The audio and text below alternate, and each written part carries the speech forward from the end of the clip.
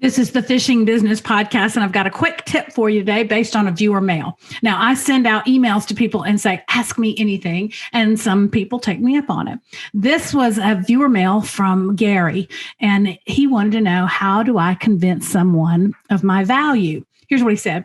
I'm now retired, and I would love to fish tournaments again. Now, I'm starting at ground zero. I have rods, reels, plenty of baits, but I fish out of my old trusty John boat.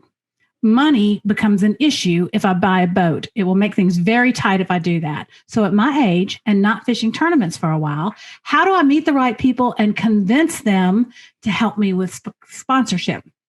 Well, Gary, that's going to be tough because there's a lot of people out there competing for that sponsorship dollar. A lot of people that brings a lot to the party. And you've got to look at what you bring to the party, okay? You may not be, everybody's looking for content. Everybody's looking for social media presence. You may not have that. I have no idea. But you may have something else. And I think you're the only one that can figure that out. What do you offer someone?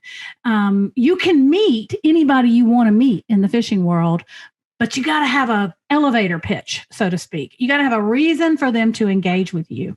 Now, I would think if you're retired, you've probably spent your career watching people work hard and watching some people not work hard. And I think that would be an advantage for you.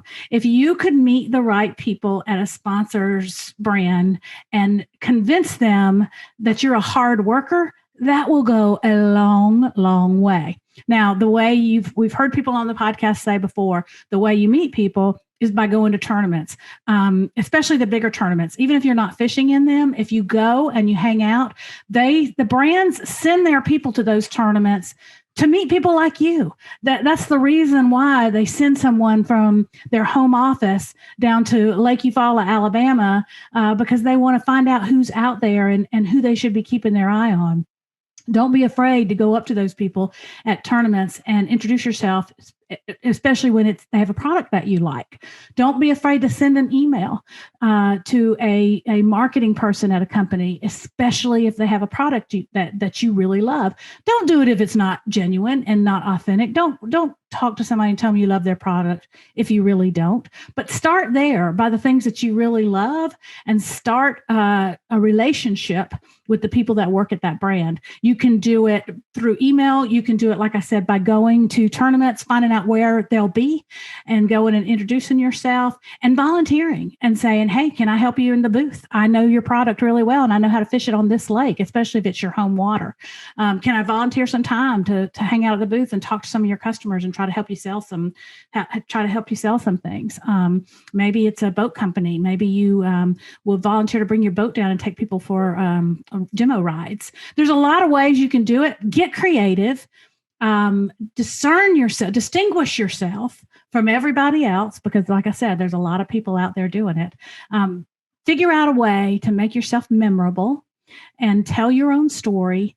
And like I said, let them know that you're willing to work for them. That's the thing everybody wants everybody to do, is work hard for them, because there's a lot of people walking around out there with their hand out saying, hey, why don't you sponsor me? I love your product. And then they have no idea what the product actually does. So a lot of people are approaching them. If you do it the right way and prove that you want to work, that's what they want. All right, y'all. Till next time, this is the Fishing Business Podcast, and we'll see you next time, y'all.